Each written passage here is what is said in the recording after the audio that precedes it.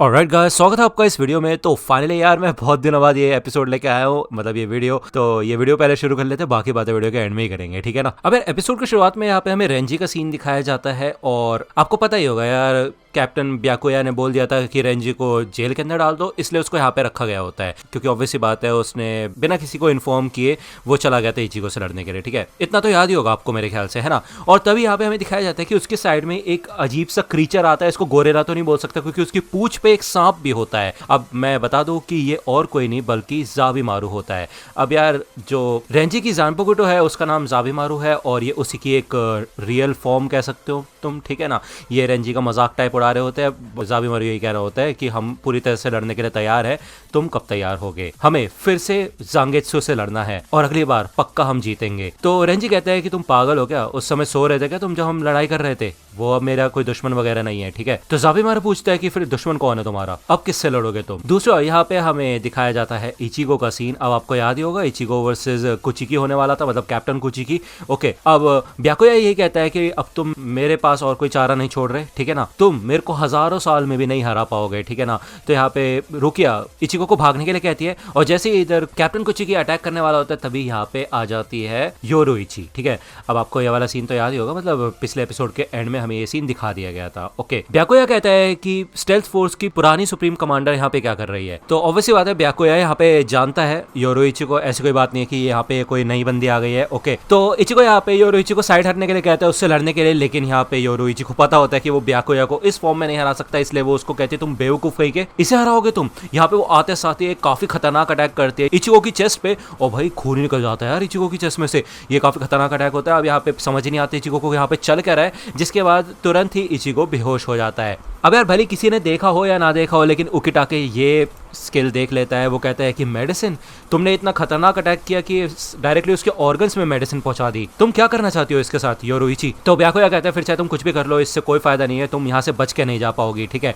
तो योरुइची कहती है कि तुम्हें सच में ऐसा लगता है कि तुम बहुत बड़े बन गए हो, हाँ ब्याकुया बच्चे, और वैसे भी आज तक कभी भी तुम मेरे को टैग में हरा नहीं पाए। अब यार टैग का तुम्हें क्या मतलब है मैं बताऊं तो पकड़म पकड़ाई मान लो, ठीक है ना। ये दोनों ही अगर स्पीड में भागेंगे तो एक दूसरे को पकड़ नहीं पाएंगे, मतलब योरुइची को नहीं पकड़ पाएगा ब्याकुया, ये कहना चाहती है वो, ठीक है। तो यहाँ पे ये दोनों ही भागना शुरू करते हैं। बेसिकली यहाँ पे योरुइची बच के भागती है इचिगो को लेके और ब्याकुया कंटिन्यूसली इनके ऊपर अटैक करने की कोशिश करता है, लेकिन सच में यार योरुइची काफी कमाल की होती है, ठीक है। लेकिन थोड़ी देर बाद ही यहाँ पे ब्याकुया योरुइची को काफ़ी बुरी तरह से जख्मी कर देता है, लेकिन ये सिर्फ और सिर्फ एक छलावा होता है और कुछ नहीं, असली योरुइची पीछे होती है, ठीक है। इसका मतलब यह है कि ये काफ़ी कमाल की बन चुकी है पहले से।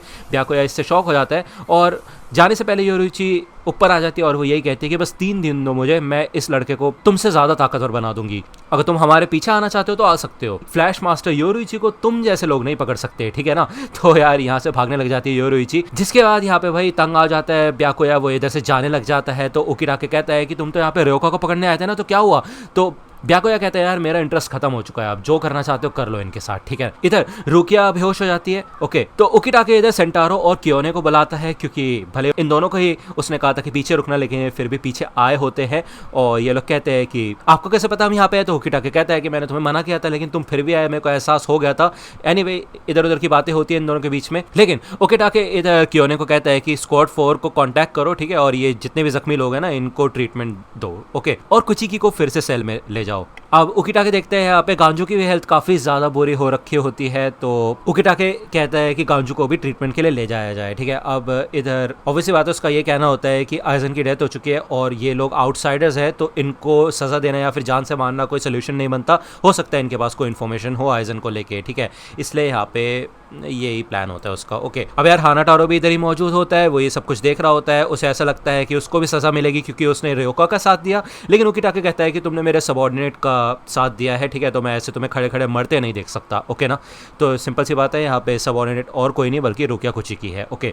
दूसरा यहाँ पे हमें दिखाया जाता है भाई इशिटा और ओरिहिमे का सीन। इन्होंने पता नहीं किसी सोल रिवर की कॉस्ट्यूम पहन रखी होती है और ये ऐसा दिखाते हैं कि ये भी इन्हीं के मेंबर्स हैं। अब यार ओरिहिमे का तो और ही अलग है, उसे देख के बंदा थोड़ा सा ठरका जाता है, मतलब इसके अंदर की जो स्पेशल फीलिंग्स है वो बाहर निकलने लग जाती है, ओके। लेकिन इशिरा यहाँ पे होता है उसे प्रोटेक्ट करने के लिए, ठीक है ना। अब ये बंदा जब यहाँ पे अपनी तारीफें कर रहा होता है, इंट्रोडक्शन दे रहा होता है, तो इशिरा यही कहता है कि वैसे इस समय हमें रयोका के ऊपर ध्यान नहीं देना चाहिए, वो ज्यादा इंपॉर्टेंट है मेरे ख्याल से, है कि नहीं। तो ये बंदा कहता है तुम्हारी हिम्मत कैसे हुई अपने सुपीरियर से ऐसे बात करने की। तभी यहाँ पे इस बंदे को बुला लिया जाता है, तो ये कहता है कि अगली बार निपटूंगा बेटा तुमसे। तो इशिरा कहता है कि जब तक तो हम जा चुके होंगे बच्चे। तो ओरिहिमे कहती है देखा हमारा प्लान बिल्कुल कमाल का चल रहा है। तो हमें पहले का सीन दिखाया जाता है। अब ये प्लान ओरिहिमे का था कि हम किसी सोल रिपर की यूनिफॉर्म चुरा लें और फिर भेस बदल के घूमे यहाँ पे, ठीक है। तो यहाँ पे एक लड़का और एक लड़की सोल रिपर आ रहे होते हैं, ठीक है, और इन दोनों को मार पीट के ये इनकी यूनिफॉर्म ले लेते हैं, ठीक है। अब इधर जब यहाँ पे कॉस्ट्यूम चेंज करने का समय आता है तो भाई ओरिहिमे तो इशिरा के सामने ही यहाँ पे कपड़े चेंज करने लग जाती है, जिसे देख के इशिरा शर्माने लग जाता है।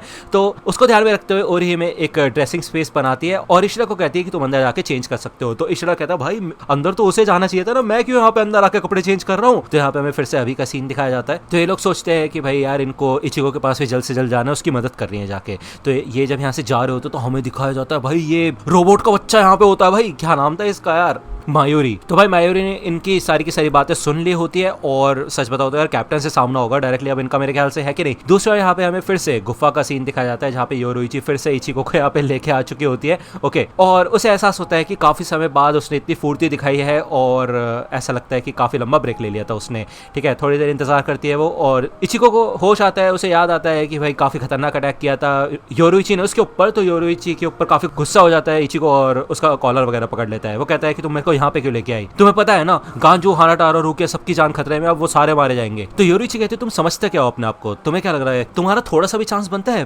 ब्याकुया के सामने। तो यहाँ पे इचिको जब खड़ा होता है तो उसके वुंड्स फिर से खुल जाते हैं, तो वो जख्मी होता है, ठीक है ना। अभी सच बताओ तो वो हालत में है नहीं लड़ने के। योरुइची बताती है कि उस समय वहाँ पे उकिटाके भी मौजूद था, वो रुकिया का सुपीरियर है, तो चिंता मत करो, वो बाकी सबसे अलग है, वो ऐसी रुकिया को मरते नहीं देखेगा, ठीक है ना। तो चिंता करने वाली कोई बात नहीं है। और वैसे भी अभी जिस शेप में तुम हो, तुम ब्याकुया को तो कभी नहीं हरा पाओगे, तो इसलिए मैं तुम्हें ट्रेनिंग दूंगी, फिर तुम चले जाना और सबको बचा के ले आना, ठीक है ना, जिसको भी बचाना चाहते हो। तो यहाँ पे हमें एक अजीब सी जगह का सीन दिखाया जाता है और ये जगह आपने देखी होगी पहले भी, ठीक है ना।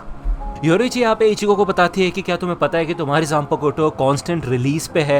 अब इचिको सोचता है कांस्टेंट रिलीज जैसे कि केनपाची की ज़ांपोकुटो है, तभी यहाँ पे इचिको की जो स्वॉर्ड की शेप है वो अलग है, ओके। और फिर चाहे इचिको ने अपनी तलवार का कितनी बार नाम लिया हो, वो कभी ट्रांसफॉर्म नहीं हुई, ओके। योरुइची बताती है क्या तुम्हें पता है ज़ांगित्सु की एक सेकंड रिलीज भी है, एक सेकंड लेवल। और सिर्फ ज़ांगित्सु ही नहीं, सारी ज़ांपोकुटो के 2 स्टेजेस होते हैं रिलीज के। पहली स्टेज को कहा जाता है शिकाई और सेकंड स्टेज को कहा जाता है बानकाई। एक कैप्टन को दोनों परफॉर्म करना आना चाहिए, ये जरूरी है। जितने भी स्क्वाड कैप्टन अभी मौजूद है उन सब ने ही बानकाई को मास्टर कर रखा है, सिवाय एक के, केनपाची ज़ाराकी। सोल रिपर्स के इतिहास में सिर्फ वही एक ऐसा इकलौता कैप्टन है जिसने बिना बानकाई को परफॉर्म किए, यहाँ तक कि जिसने आज तक कभी भी बानकाई को परफॉर्म नहीं किया, यहाँ तक कि उसको अपनी ज़ांपोकुटो का नाम भी नहीं पता। इससे हमें ये पता चलता है कि जितने भी बाकी सोल रिपर्स है वो कितना ज्यादा रिस्पेक्ट करते हैं केनपाची ज़ाराकी की और कितना ज्यादा ताकतवर है वो। और तुम तो उससे लड़ चुके हो तो तुम्हें ये बात अच्छे से पता होगी। यहाँ पे योरुइची बताती है कि शिकाई और बानकाई लेवल्स में जमीन आसमान का अंतर होता है। ये निर्भर करता है एक बंदे की एबिलिटी और डिसिप्लिन के ऊपर, लेकिन जो ताकत होती है वो शिकाई से 5 से 10 गुना ज्यादा होती है बानकाई की। तो बानकाई अचीव करने के लिए अक्सर फाइटर्स 10 साल तक ट्रेनिंग करते हैं। तो ये सुन के तो इचिको डर जाता है और वो कहता है मेरे पास इतना समय नहीं है भाई। तो योरुइची कहती है हाँ मुझे पता है, लेकिन इसलिए इसका एक और तरीका है, लेकिन उसके साथ साथ काफी खतरे भी आएंगे। तुम्हें बानकाई को मास्टर करने के लिए 3 दिन मिलेंगे। तो ऑब्वियसली बात है यहाँ पे 3 दिन की खतरनाक ट्रेनिंग होगी इचिको की और उसके अंदर उसकी जान भी खतरे में आ सकती है, लेकिन उसके बाद भी कोई गारंटी नहीं है कि उसका बानकाई रिलीज होगा या नहीं। दूसरी ओर यहाँ पे हमें ओरिहिमे का सीन दिखाया जाता है। अब आपको याद ही होगा सुबह की बहुत बुरी तरह से जख्मी हो गया था, ठीक है। तो ये लोग उसको मिलके हील कर रहे होते हैं, मतलब उसकी जो फेरीज होती हैं वो हील कर रही होती है उसको, ठीक है। इशिरा कहता है कि तुम्हारी शुनशुन रिका की अमेजिंग पावर्स है। उसकी शुनशुन रिका भी यही कहती है कि देखो जो तुम्हारे दिल में फीलिंग्स होती है ना वो हमारे ऊपर डायरेक्ट इंपैक्ट डालती है ओरिहिमे, तो इसलिए तुम्हें ताकतवर बनना पड़ेगा, तुम्हें अपने ऊपर भरोसा लाना होगा, फिर तुम हमें आसानी से यूज कर सकती हो किसी भी तरह, और फिर एक समय ऐसा आएगा जब तुम्हें हमारा नाम भी लेने की जरूरत नहीं पड़ेगी। तो ये लोग यहाँ से रेडी होकर निकल जाते हैं रात में, ओके। जब ये इधर से निकल रहे होते हैं तभी पीछे से एक बंदा आता है, वो पूछता है कि हे तुम लोग कहाँ जा रहे हो, कौन से स्क्वाड से हो तुम लोग। तो ये दोनों कहते हैं हम स्क्वाड 11 से है। ये बंदा कहता है मैं भी स्क्वाड 11 से हूँ, लेकिन अजीब बात है मैंने तुम्हें कभी देखा नहीं। अब ये दोनों यहाँ पे मुश्किल में फंस चुके होते हैं, तभी यहाँ पे पीछे से कुछ सोल रिपर्स आते हैं और वो इस बंदे के सर पे लकड़ी मार के इसको गिरा देते हैं। वो कहते हैं अरे यार ये पिक्कड़े ऐसी हरकतें करते रहते हैं, तुम दोनों टेंशन मत लो, ठीक है ना। ये लोग स्क्वाड 12 से होते हैं, ओके। अब यार ये सब नॉर्मल लग रहा होता है, लेकिन इशिरा को इनके ऊपर शक होता है। वो कहता है ऐसा कैसे हो सकता सकता है, इस सिचुएशन में भी ये लोग इनकी मदद क्यों कर रहे हैं। और जो भी वो पियक्कड़ बंदा बोल रहा था उसकी सारी बातों में लॉजिक था कि हम दोनों ही शक के घेरे में थे। और ये सब देखते साथ यहाँ पे इशिरा आगे बढ़ता है ओरिहिमे को बचाने के लिए। और भाई यहाँ पे ना आग का एक खतरनाक झोंका सा निकलता है, ये सारे के सारे बंदे जल जाते हैं यहाँ पे। अब यार जो स्क्वाड 12 है वो और कोई नहीं बल्कि मायोरी का स्क्वाड है, ठीक है। तो ये लोग यहाँ पे फंसाने के लिए आए थे ओरिहिमे और इशिरा को, ठीक है। अब ये बंदा भी जल चुका होता है, ये कहता है कि ये तो डील हुई नहीं थी, आपने तो कहा था हम बस इनको फंसाएंगे, आपने तो हमें जला दिया। लेकिन भाई सच बताओ तो काफ़ी खतरनाक होता है, मायोरी एकदम बेदिल होता है क्योंकि रोबोट है भाई एक तरीके का वो। एनीवे यहाँ पे सही समय पे ओरिहिमे ने अपनी शील्ड ऑन कर ली थी, जिस वजह से ये दोनों ही बच जाते हैं। अब काफ़ी समय से प्रैक्टिस भी कर रही थी ओरिहिमे इस चीज़ की, तो इशिरा उसको शुक्रिया अदा करता है। वो कहते हैं देखो अब तुम्हें पछतावा नहीं होना चाहिए क्योंकि पछतावा इस बंदे को होगा अब, ठीक है, यानी कि मायोरी को। मायोरी कहता है कि वैसे ये इस तरीके की टेक्निक तो मैंने पहली बार देखी है, तुम मेरे अच्छे खासे रिसर्च सब्जेक्ट बन सकते हो। ओके, तो यार ये पियक्कड़ बंदा भी अभी तक जिंदा होता है। ओके, इस पियक्कड़ को याद आता है कि उसको बचाने के लिए ही वो कूदी थी और वो यही सोचता है कि उसको क्यों बचाना चाहती थी वो। एनीवे वो रो भी रही होती है कि वो बाकी लोगों को नहीं बचा पाई। अब जब मायोरी आगे बढ़ रहा होता है तो इशिरा पलक झपकते उसके पीछे आ जाता है और ये देख के मायोरी इंप्रेस हो जाता है, वो समझ जाता है कि ये और कोई नहीं बल्कि क्विंसी है, ठीक है। और वो यही कहता है कि मैं तुम्हारे टाइप के लोगों को पहले ही रिसर्च कर चुका हूँ, तो तुम्हारी मेरी लैब में कोई जगह नहीं है, ठीक है ना। तो यहाँ पे वो अपना इंट्रोडक्शन भी दे देता है कि वो कैप्टन है स्क्वाड 12 का। इधर इशिरा बोल देता है इस बंदे को, स्क्वाड 11 वाले बंदे को, कि इस लड़की को अपने साथ लेके जाओ और इसको सुरक्षित रखना, ठीक है। तो पहले तो नहीं मानता वो, लेकिन वो फिर धमकाने के बाद मान जाता है और ओरिहिमे को उठा के यहाँ से ले जाता है। अब यहाँ पे मायोरी उसको जाने नहीं देता, वो अपने हाथ को एक्सटेंड करके इधर इनको पकड़ने वाला होता है, लेकिन इशिरा अपने एक ही तीर से उसके पूरे हाथ को उड़ा देता है भाई। और अब फाइनली शुरू होगा भाई मायोरी वर्सेस इशिरा। अब यहाँ पे हम काफ़ी सारी फाइट्स देख चुके हैं, कैप्टन के साथ वाली फाइट कम ही देखी है, ठीक है ना। तो यार अब मज़ा आने वाला है। एनीवे इधर ओरिहिमे पूरी कोशिश कर रही होती है अपने आप को छुड़ाने की इस बंदे से, लेकिन ये बंदा कहता है कि मैंने उससे प्रॉमिस किया मैं तुम्हें बचाऊंगा। ओके, तो ओरिहिमे उसको काटने लग जाती है और ये बंदा उसके सर पे या गले पे एक जगह मार के उसको बेहोश टाइप कर देता है। ओके, दूसरी ओर इधर मायोरी अपना हाथ पूरी तरह से एक्सचेंज कर लेता है, ठीक है, और एक इंजेक्शन लगाता है जिससे उसका हाथ रीग्रो हो जाता है। भाई अजीब ही टेक्नोलॉजी है इस बंदे के पास। एनीवे मायोरी कहता है कि तुम्हारी वजह से वो लड़की मेरे हाथ से निकल गई, लेकिन चिंता करने वाली कोई बात नहीं है, मैं उसको ट्रैक कर लूंगा जल्द ही। तो इशिरा यहाँ पे ये सिचुएशन स्टडी करने की कोशिश करते हैं कि उसके सामने दो दुश्मन है, एक तो ये बंदा हो गया मतलब मायोरी कैप्टन, और उसकी लेफ्टिनेंट हो गई ये लड़की। ओके, लेकिन अभी तक ये बिल्कुल भी हिले नहीं है और इसकी कॉम्बैट एबिलिटीज कैसी है ये पता लगाना थोड़ा मुश्किल है। तो अभी के लिए उसको शुरुआत करनी पड़ेगी कैप्टन से। इधर वो छूटते साथ ही काफी अलग अलग डायरेक्शन से मायोरी के ऊपर हमला करने की कोशिश करते हैं कि मायोरी सच में काफी ज्यादा फुर्तीला होता है। ओके, अब इतनी खतरनाक स्पीड से इधर इशिरा हिल डुल पा रहा है, अलग जगह से अटैक कर पा रहा है, तो मायोरी इंप्रेस हो जाता है। वो कहता है ऐसी एबिलिटी को मास्टर करने के लिए तो काफी समय लगता है और तुम इतनी कम उम्र में ये सीख गए, सच में काफी कमाल की बात है। तो ऑब्वियसली बात है मायोरी का यहाँ पे मेन ध्यान ओरिहिमे के ऊपर होता है, उसकी टेक्निक्स के ऊपर होता है। तो वो कहता है कि अब मैं तुम्हारे ऊपर ज्यादा समय बर्बाद नहीं करने वाला, ठीक है, क्योंकि उस लड़की को पकड़ के मेरे को रिसर्च भी शुरू करनी है। तो हम एक ऐसा तरीका अपनाएंगे जिसमें ज्यादा समय नहीं लगेगा तुम्हें मारने में। ओके, तो यहाँ पे वो अपनी स्वॉर्ड बाहर निकाल लेता है। स्वॉर्ड बाहर निकालते साथ ही यहाँ पे हमें दिखाया जाता है कि उसकी स्वॉर्ड में से अजीब से सेंट टाइप निकलने लग जाती है, ठीक है। तो इशिरा समझने की कोशिश करता है कि किस टाइप का अटैक है। तभी यहाँ पे लेफ्टिनेंट आती है और भाई काफी खतरनाक अटैक करती है इशिरा के ऊपर, मतलब अटैक क्या करती है, उसको पकड़ के नीचे गिरा देती है और मायोरी भाई अटैक करता है इन दोनों के ऊपर ही, भाई अपनी लेफ्टिनेंट की वाट लगा देता है, वो बुरी तरह से जख्मी हो जाती है उसकी लेफ्टिनेंट। तो ये देख के तो इशिरा शॉक हो जाता है, वो कहता भाई ये चाहता क्या है, ये बंदा, ये दिल है इसके अंदर नहीं है। वो इधर आके अपनी ही लेफ्टिनेंट के ऊपर मुक्का मारता है मुंह पे देके और वो कहता है कि मैंने कितनी बार समझाया तुम्हें, एक बार बोला है एक जगह खड़े रहो तो खड़ी रहो, समझी।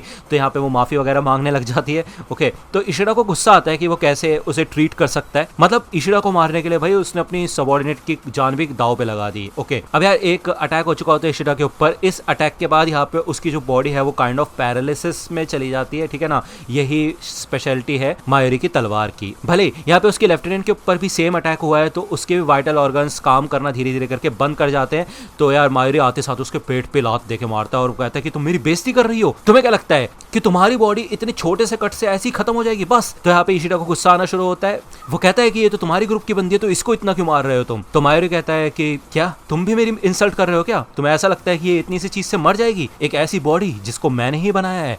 तो यार भाई ये तो कुछ अलग ही केस है, मतलब ये बंदी शायद असली इंसान नहीं है, ये एक तरीके का क्लोन है जिसे मायोरी ने बनाया है। इसका नाम भी उसने रखा है नेमु कुरोत्सुची। अपनी गीगाई और गीकोन टेक्निक्स को मिला के उसने इस बॉडी को बनाया है। तो वो यही बोलता है कि इससे तुम्हारा कोई लेने देना नहीं है। बच्चे तो यहाँ पे उसका सर ठोकता है भाई दीवार में और काइंड ऑफ उसे मार ही देता है, पता नहीं थोड़ी बहुत जिंदा होगी मेरे ख्याल से, मतलब बुरी तरह से जख्मी कर देता है। मायोरी बताता है कि भले तुम्हें लग रहा होगा इस अटैक से तुम्हारी बॉडी में पैरालिसिस आ गई है, लेकिन ऐसा नहीं है, इससे तुम्हारी ब्रेन पे पूरे सिग्नल्स जाते हैं, तो तुम्हें दर्द पूरा महसूस होगा, भले तुम अपने बॉडी पार्ट्स का इस्तेमाल नहीं कर पाओगे, ठीक है। अब शायद पैरालिसिस में दर्द कभी नहीं पता चलता, तो यार ये काफी खतरनाक अटैक होता है, ओके। जिसके बाद यहाँ पे वो अपनी सबऑर्डिनेट को भी मारने के लिए आता है, मतलब नेमू को, तो इशिडा उसको रोकता है और मायोरी यही कहता है कि अच्छा अभी भी खड़े होने के लिए तैयार हो तुम, वाह लगता है अपने क्विंसी खानदान का नाम रोशन करना चाहते हो तुम। वो क्या लाइन है जो हर क्विंसी बोलता है मरने से पहले, एक क्विंसी के तौर पे मैं ऐसा नहीं होने दूंगा, है ना। काफी चिढ़ मचती है, आज तक मैंने पता नहीं कितने क्विंसीज को मारा होगा यार, और ये शब्द एकदम बेकार हो जाते हैं।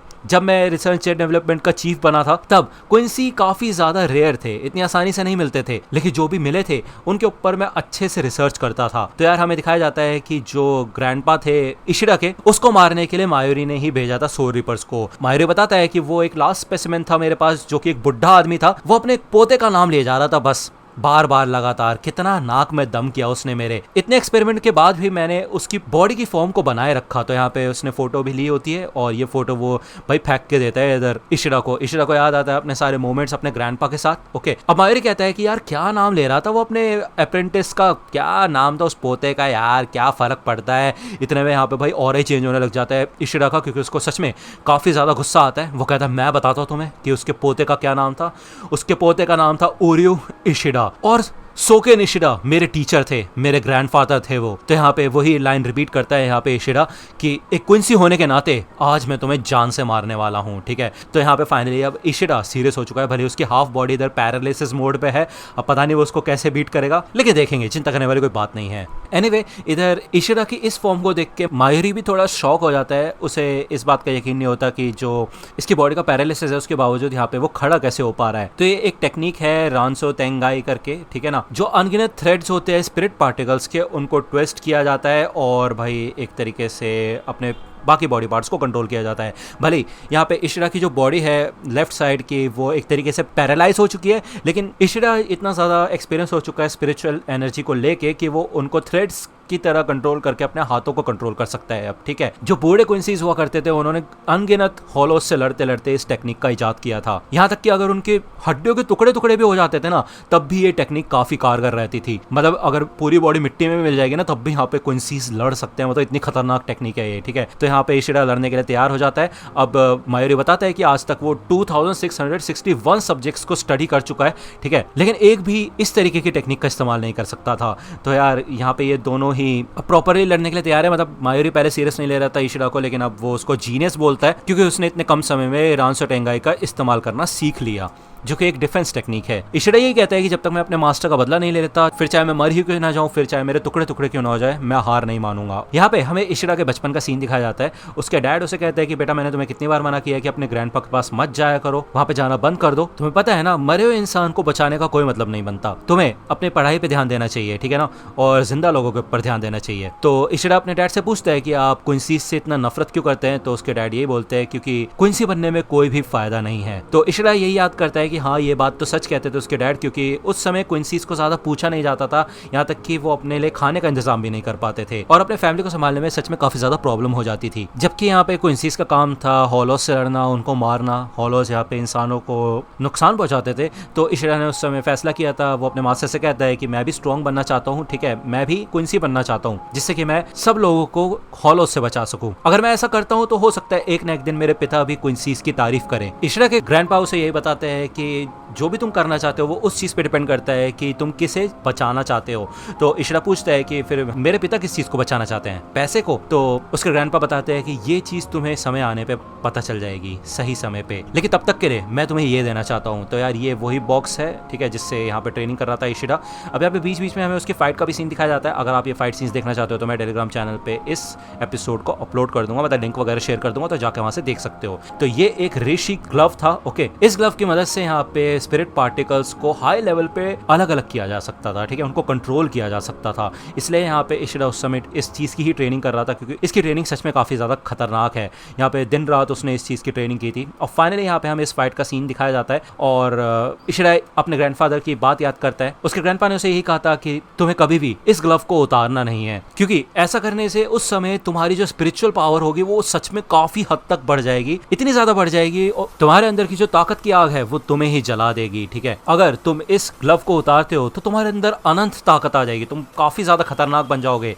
लेकिन उसी के साथ साथ तुम अपनी क्विंसी की ताकतों को भी खो दोगे। एक दिन तुम्हें अपने पिता की फीलिंग समझ आएगी, जब तुम्हें यह समझ आएगा कि तुम सच में किस चीज को बचाना चाहते हो। अगर तुम क्विंसी के तौर तरीकों को अपनाना चाहते हो तो तुम्हारा सामना जरूर किसी ऐसे शख्स से होगा जिससे लड़ना तुम अवॉइड नहीं कर पाओगे। ठीक है, तो यार ये सीन यहाँ पे चल रहा होता है। एनीवे, इशिडा ये सारी की सारी बातें याद कर रहा होता है और मायूरी जस्ट उसके साथ खेल रहा होता है। एनीवे, यहाँ पे इशिडा फाइनली जब अपने ग्रैंडफादर को लास्ट टाइम याद करता है तो वो अपने ग्लव्स को रिलीज कर देता है। आपको याद ही होगा, अगर वो अपने ग्लव को उतारेगा तो उसके अंदर काफी खतरनाक ताकत आ जाएगी और अपने ग्लव का ये पिन तोड़ते साथ ही यहाँ पे उसकी स्पिरिचुअल पावर काफी खतरनाक तरीके से बढ़ने लग जाती है, जिसे देख के मायूरी तो भाई शॉक हो जाता है। भाई वो कहता है यार ये बंदा अपने आसपास की चीजों में से स्पिरिचुअल प्रेशर को निकाल रहा है और अपने अंदर एब्जॉर्ब कर रहा है। तो यार ऑब्वियस ही बात है, ग्लव उतारने के बाद उसकी पावर यहाँ पे काफी बुरी तरह से बढ़ना शुरू हो चुकी है। तो ये दोनों यहाँ पे काफी खतरनाक तरीके से लड़ना शुरू करते हैं। तो मायूरी के पास और कोई चारा नहीं होता बजाय अपने बानकाई का इस्तेमाल करने के। अब इशिडा को तो समझ नहीं आता ये बानकाई क्या बोला इसने, और यहाँ पे हमें दिखाया जाता है कि मायूरी के पीछे उसकी स्वॉर्ड का मतलब ज़ांपोकुटो का सेकंड फॉर्म आ जाता है, कोंजिकी आशिसो गिजिजू। इशिडा कहता है कि मेरे को तो ऐसा लग रहा था ज़ांपोकुटो ऑलरेडी रिलीज हो रखी है, तो ये क्या बात है। तो यहाँ पे मायूरी इधर इशिडा को बताता है कि तुम्हें नहीं पता कि ज़ांपोकुटो की 2 स्टेज होती है रिलीज करने की। आशिसो गिजिजू मेरी फर्स्ट स्टेज थी यानी कि शिकाई, और ये मेरी सेकंड स्टेज है बानकाई। अब यार ये चीज अपने अंदर से जहर निकालने लग जाती है और इसके रेंज में जो भी बंदे आएंगे वो इंस्टेंटली मरना शुरू हो जाएंगे। ठीक है, यहाँ पे इशिडा भी इससे लड़ना शुरू करता है और एक काफी खतरनाक अटैक करता है वो इधर, और हमें दिखाया जाता है भाई इस अटैक के बाद यहाँ पे भाई बानकाई के तो चिथड़े उड़ चुके होते हैं, साथ के साथ यहाँ पे भाई इशिडा के भी चिथड़े उड़ेंगे क्योंकि उसने इतनी ताकत का इस्तेमाल किया है। और भाई मायूरी भाई उसके बीच में मतलब पेट में छेद हो जाता है। इससे पहले कि वो पूरी तरह से खत्म हो पाए वो यहाँ पे अपने ही गले में स्वॉर्ड मार लेता है और एक स्लाइमी जैसी चीज में बदल जाता है। वो कहता है कि तुम बहुत नजदीक थे क्विंसी, तुम मुझे जान से मार ही देते अगर तुम मेरे सर पे एम करते तो यहाँ पे भाई वो बच के निकल जाता है, एब्जॉर्ब हो जाता है, पता नहीं कहाँ पे दीवारों के अंदर से निकल के, और वो ये कहता है कि अगली बार तुम मेरे से मिलोगे तो मैं तुम्हें छोड़ूंगा नहीं, तुम मर जाओगे तब। ठीक है, अब यार इशिडा की यहाँ पे वाट लगने लग जाती है क्योंकि उसके शरीर में पॉइजन होता है। अब साइड में नेमो पड़ी होती है, वो ये कहते हैं कि तुम मेरे पास आओ, मेरे पास इस चीज का एंटीडोट पड़ा हुआ है। ओके, वो ये कहते हैं कि ये जो टॉक्सिन है ये बानकाई वाला, उससे मेरे को कोई फर्क नहीं पड़ेगा, लेकिन तुम इससे इम्यून नहीं हो तो तुम इसे पी सकते हो। तो इसे पीने से पहले थोड़ा इशिडा सोचता है। नीमो कहती है मैं पी के दिखाती हूँ पहले तुम्हें, अगर तुम्हें मेरे ऊपर भरोसा नहीं है तो इशिडा कहता नहीं ऐसी कोई बात नहीं है, वैसे भी मेरे ऊपर तो पहले से जहर है और मैं वैसे ही मरने वाला हूँ, तो इसे पी के और ज्यादा क्या ही हो जाएगा, है कि नहीं। तो यहाँ पे वो पूरा ट्रस्ट करके इसे पी लेता है। ओके, नीमो कहती है कि मेरे मास्टर को बख्शने के लिए शुक्रिया, आपने जानबूझ के उनके सर पे एम नहीं किया है ना। तो इशिडा कहता है ऐसा कुछ भी नहीं है, मैं उसको जान से ही मारना चाहता था, बस मैं चूक गया। इशिडा नीमो को छोड़ के यहाँ से निकल जाता है। अब उसके पूरे शरीर में यहाँ पे काफी ज्यादा दर्द हो रहा होता है, लेकिन फिर भी भाई वो आगे बढ़ता रहता है। भाई मानना पड़ेगा, यहाँ पे वो कुरोसाकी, साडो, योरोइची और गांजो के बारे में सोच रहा होता है और भाई वो स्टेज चढ़ना शुरू कर देता है सेंजाइक्यू की। अब मैं सोचता हूँ भाई बंदे की वाट लगी हुई है फिर भी यहाँ पे रुक क्यों नहीं रहा वो। और भाई उससे पहले कि कुछ हो पाए यहाँ पे सामने से एक और कैप्टन आ जाता है। ठीक है, और आते साथ ही भाई ये बंदा अपनी स्वॉर्ड को रिलीज कर देता है और कहता है क्राई सुजुमोशी। उसके स्वॉर्ड निकालते साथ यहाँ पे एक ब्लैक एंड व्हाइट सा हो जाता है सब कुछ। ठीक है, और ऐसा करते साथ ही यहाँ पे इशिडा बेहोश हो जाता है। अब कैप्टन यही कहता है कि वैसे मैं तुमसे कोई बेफालतू की लड़ाई नहीं करना चाहता था, अभी के लिए तुम सो जाओ, ये जंग जल्दी ही खत्म होने वाली है। दूसरी ओर यहाँ पे हमें इचिको का सीन दिखाया जाता है। तो अब आपको याद ही होगा 3 दिन के अंदर उसको अपने बानकाई को रिलीज करना है, तो इधर योरुइची एक डमी टाइप की डॉल को ले आती है। ठीक है, उसके प्रैक्टिस करने के लिए। इसकी मदद से यहाँ पे जांगेत्सु अपनी असली फॉर्म के अंदर आ जाएगा। अब यार आपको पता ही होगा हर ज़ांपोकुटो का अपना अलग अलग फॉर्म है, हम ज़ाबिमारू को देख चुके हैं कि नहीं, यहाँ तक कि हम मायोरी के बानकाई को भी देख चुके हैं, है ना। तो यार सबका मटेरियलाइजेशन अलग अलग है। अब ऐसे ही जांगेत्सु का भी है अलग अपना सीन, ठीक है ना। तो उसको हमें रियल लाइफ में लाने के लिए इस डॉल की जरूरत है। जो भी मटेरियलाइजेशन होती है, मतलब जो जांगेत्सु रियल लाइफ में आएगा वो सिर्फ 3 दिन तक ही यहाँ पे रह सकता है। इसी वजह से यहाँ पे उसके पास सिर्फ 3 दिन है बानकाई को अनलॉक करने के लिए। अब जांगेत्सु यहाँ पे आंखों के सामने आ चुका होता है, मतलब योरुइची भी उसको देख पाती है। ओके, योरुइची कहती है कि चलो फिर तुम छूटते साथ ही स्टार्ट कर सकते हो, और जिस तरीके से तुम लड़ना चाहते हो वो सारे तरीके मैं तुम्हारे ऊपर छोड़ती हूँ। तो जांगेत्सु तैयार हो जाता है, वो अपने हाथ जमीन पे रखता है और काफी सारी स्वॉर्ड यहाँ पे निकल के आ जाती है। जांगेत्सु बताता है कि इनमें से सिर्फ एक ही हूँ मैं असली, ठीक है ना, और मुझे तुम सिर्फ उसी स्वॉर्ड से हरा सकते हो। तुम्हें ढूंढ के निकालना होगा असली स्वॉर्ड को, इससे पहले कि मैं तुम्हें जान से मार दूं। तो बेसिकली जांगेत्सु यहाँ पे कंटिन्यूअसली इचिको के ऊपर अटैक करना शुरू करेगा, और इस दौरान यहाँ पे उससे जांगेत्सु के अटैक से भी बचना है, अपने आप को जिंदा भी रखना है और सही स्वॉर्ड का पता भी लगाना है, ठीक है। तो इन दोनों की लड़ाई यहाँ पे शुरू हो जाती है। दूसरा यहाँ पे हमें स्क्वाड 4 का सीन दिखाया जाता है। थर्ड सीट पे ये बंदा बैठा होता है, इमोरा। ओके, अब यार ये बंदा यहाँ पे कुछ लेटर वगैरह लिख रहा होता है, उसके साथ जो बुरी चीजें हो रही हैं, ठीक है ना, वो यहाँ पे तंग आ चुका होता है, काफी ज्यादा बिजी हो चुका है और वो अपनी रोजमर्रा की जिंदगी से तंग आ चुका होता है। एनीवे, यहाँ पे रियोका को भी लेकर आया जाता है, यानी कि चैड को। ओके, वो कहता है कि भाई मतलब रियोका को भी एडमिट किया जा रहा है, मतलब कैप्टन ओकिटा के सोच क्या रहा है भाई, और क्योराको को देख लो, हमेशा तो मजे मारता रहता है, लड़कियों के पीछे घूमता रहता है। तो ये सारी बातें वो जब बोल रहा होता है तो पीछे से नर्स आती है, वो कहती है कि आप फिर से अपनी मन की बातें मुंह से बोल रहे थे, तो ये चीज आपको ध्यान रखनी पड़ेगी, ठीक है। तो यहाँ पे ये नॉर्मल इधर उधर की बातें होती है। इधर हमें स्क्वाड 4 की कैप्टन का सीन दिखाया जाता है और मेरे ख्याल से इसका नाम उनोहाना है, ठीक है। अब यहाँ पे सामने हानाटारा होता है भाई, उसके जो एक्शंस है यार, ऑब्वियसली बात है उसने रियोकास की मदद की है, तो उसको यहाँ पे सजा वजा मिलने वाली बात होती है इधर। एनीवे, इन दी एंड उसने ठीक ही किया क्योंकि वो रूकिया को बचाना चाहता था, तो कोई चिंता करने वाली बात नहीं है। दूसरा यहाँ पे हमें रेंजी का सीन दिखाया जाता है जो कि रूकिया के साथ अपने बचपन को याद करता है। अब उसे याद आता है कि यार कैसे ब्याकुया उसे मारना चाहता है, तो भाई इतना गुस्सा आता है उसे कि वो यहाँ पे जेल तोड़ के निकल जाता है और कहते हैं चलो जाबिमारू, चलने का समय आ चुका है। दूसरा यहाँ पे हमें कीरा का सीन दिखाया जाता है। अब यार उसे याद होता है कि उसने हिनामोरी के ऊपर हमला किया था, इवन हिनामोरी ने भी उसके ऊपर हमला किया था। अब ये सारी की सारी बातें जब याद कर रहा होता है कीरा, तभी इधर इचिमारू आ जाता है और वो कहता है कि तुम तो काफी थके हुए लग रहे हो, है ना इज़रू। दूसरा यहाँ पे हमें इचिको का सीन दिखाया जाता है जो कि कंप्लीटली भाई पिट रहा होता है जांगेत्सु से। ओके, यहाँ पे योरिची कहती है चलो उठ के खड़े हो जाओ, तुम्हारे पास ज्यादा समय नहीं है, ठीक है। जांगेत्सु कहता है कि अगर ये खुद खड़ा नहीं हो पाया तो मैं इसको घसीट के ऊपर खड़ा कर दूंगा। ओके, दूसरा यहाँ पे हमें 11 स्क्वाड का सीन दिखाया जाता है और जैसे कि आपको याद होगा वो पियक्कड़ बंदा यहाँ पे ओरिहिमे को अपने साथ लेके आया था और जब वो यहाँ से जा रहा था तो सामने से यहाँ पे याचिरो आ जाती है। वो पूछती है कि तुम कहाँ पे जा रहे हो माकी माकी, तो यहाँ पे माकी माकी उसने उसका पेट नेम रखा होता है, ठीक है, तो चिंता करने वाली कोई बात नहीं है। तो इधर ये बंदा अपना पूरा सिचुएशन को इधर समझाने की कोशिश करता है याचिरो को, लेकिन याचिरो भाई इतनी भी बेवकूफ नहीं होती। अब इन द एंड यहाँ पे हमें अभी का सीन दिखाया जाता है, उसे पता चल चुका होता है कि ये इचिको की फ्रेंड है और इचिको को तो जानती है याचिरो, तो कोई चिंता करने वाली बात नहीं है, ठीक है। यहाँ पे ये सारे के सारे स्क्वाड 11 के बंदे होते हैं, यहाँ तक कि इधर केनपाची ज़ारा की भी होता है। ओके, तो अब ऑब्वियस सी बात है ओरिहिमे को इधर ढूंढना है इचिको को, तो केनपाची यही कहता है ठीक है फिर हम चलेंगे, तुम्हारी मदद करेंगे और ढूंढते हैं इचिको को साथ में। दूसरा इशिरा का सीन दिखाया जाता है जिसको इधर एक जेल में बंद कर रखा होता है। वो सोचता है भाई वो जिंदा कैसे है, तभी आगे से एक मम्मी जैसा बंदा आता है, मुंह पे शरीर पे पूरे पट्टी लगी होती है और ये और कोई नहीं बल्कि गांजो होता है, ठीक है। अब ये लोग यहाँ पे बैठ के यही सोचते हैं कि ये दुश्मन है, लेकिन उसके बाद भी सोल सोसाइटी में इनको इतनी अच्छी ट्रीटमेंट क्यों मिल रही है। यहाँ पे इनको भाई मरम पट्टी करके बिठाया गया है और साथ में यहाँ पे चैट भी होता है भाई, तो ये लोग समझ जाते हैं कि इनको जरूर इन्वेस्टिगेशन के लिए जिंदा रखा हुआ है जिससे कि ये लोग इनसे पूछताछ कर सके। अब यार गांजो ये कहता है कि मेरे हाथ इन बेड़ियों से बंधे हुए हैं जिससे कि मेरे स्पिरिचुअल प्रेशर ब्लॉक हो रहा है, इसी वजह से मैं अपने सेप्पा का इस्तेमाल भी नहीं कर सकता, वरना हम कब के यहाँ से निकल जाते। तो यार अब आपको पता ही होगा मोस्ट प्रोबेबली यहाँ पे इशिरा ने अपनी पूरी स्पिरिचुअल पावर खो दी है क्योंकि उसने अपना ग्लव उतार दिया था जैसा कि उसके ग्रैंडपा ने उसे बताया था। ओके, तो भाई अब उसने हथकड़ी पहनी है नहीं पहनी उससे कुछ ज्यादा खास फर्क पड़ता नहीं है। अब ये लोग यहाँ पे ओरिहिमे के बारे में सोचते हैं कि भाई उसकी क्या हालत होगी, तो चैट कहते हैं चिंता करने वाली कोई बात नहीं है क्योंकि उन्होंने हमें ऐसे सही सलामत रखा है तो उसको भी सही सलामत ही रखा होगा पूछताछ करने के लिए। अब यहाँ पे सवाल उठता है मिस्टर योरुइची और इचिको कैसे हैं। दूसरा यहाँ पे हमें इचिको का सीन दिखाया जाता है। अब जितनी भी वो स्वॉर्ड उठा रहा होता है ना, सारी की सारी स्वॉर्ड को इधर जांगेत्सु तोड़ता जाता है। ओके, जांगेत्सु बताता है कि जितनी भी स्वॉर्ड यहाँ पे तुम देख रहे हो ना, वो सब तुम्हारे दिल का एक हिस्सा है। ये जो अभी अभी टूटी है ये वो स्पिरिट का हिस्सा है जो कि मेरे ऊपर निर्भर था। जब तक तुम इन चीजों को पता ना लगा पाओ ना, तब तक बान का वर्ड का इस्तेमाल भी नहीं करना तुम तो भाई यहाँ पे इचिको की ऑलरेडी काफी बुरी हालत हो रखी होती है। दूसरा यहाँ पे हमें मोमो का सीन दिखाया जाता है, अब वो भी जेल में ही होती है, ठीक है। और आपको याद होगा यहाँ पे आइजन ने उसके लिए एक लेटर छोड़ा था, ठीक है, उसको पढ़ के वो याद करती है। एनीवे, ये एपिसोड यहीं पे खत्म होता है और 4 एपिसोड कवर कर लिया हमने, ठीक है। मुझे पता है ये वीडियो काफी ज्यादा लेट हो चुकी है, अब यार बीच बीच में मेरे पास और भी काम आते रहते हैं, ठीक है। गेमिंग हो गया, फिर उसके बाद मेरे क्लाइंट की वीडियोस, ठीक है, बट चिंता मत करो, मैं कोशिश करूंगा नेक्स्ट वीडियो थोड़ा इससे जल्दी आए। ओके, अगर वीडियो पसंद आई तो लाइक करना, सब्सक्राइब कर लो अगर चैनल पे नए हो तो। मिलता हूं आपसे अगली वीडियो में, तब तक के लिए गुड बाय। तो दोस्तों आज की वीडियो के लिए सिर्फ इतना ही। आई होप कि आपको ये वीडियो पसंद आई होगी। अगर आपको ये वीडियो पसंद आई हो तो प्लीज लाइक कीजिए, अपने दोस्तों के साथ शेयर कीजिए और मेरे चैनल को सब्सक्राइब करना मत भूलेगा। और अगर आप मुझे कांटेक्ट करना चाहते हैं तो आप मुझे इंस्टाग्राम पे कांटेक्ट कर सकते हैं, मेरे पेज की लिंक आपको डिस्क्रिप्शन में मिल जाएगी।